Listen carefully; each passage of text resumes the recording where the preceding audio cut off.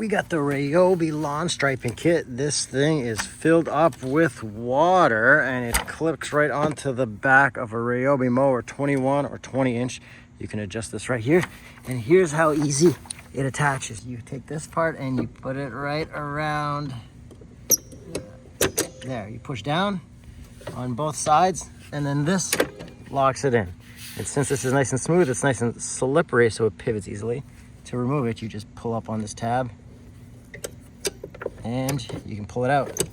So to do the stripes, what we're actually gonna first do is mow everything without the lawn striper on there, because the lawn striper is the full width of the wheels, but the blade doesn't cut all the way to here, it cuts to here.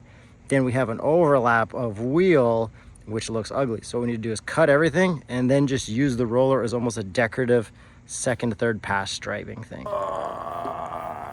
Put that right there. And we are going to bag it and compost it because we don't want it to sit on the grass.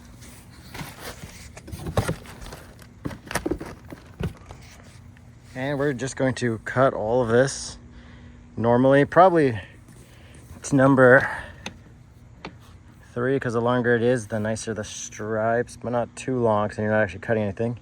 I'm going to time lapse it and then we will show you the striping part next. All right, so I guess my phone was full of photos, so it didn't record anything, but here it is, all cleaned up. And now what we're going to do, see no stripes, we're going to put the striping kit on there and stripe it in a nice pattern, and you will see how much cooler it looks.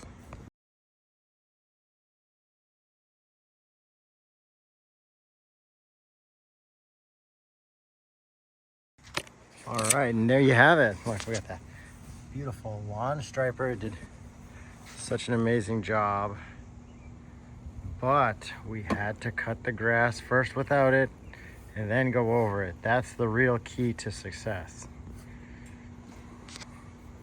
If you don't believe me, check out this other lawn striping video where I don't do that. And yeah, shout out lawn stripes. Can you imagine not having lawn stripes? Good job, Ryobi. It's a really nice lawn striping kit.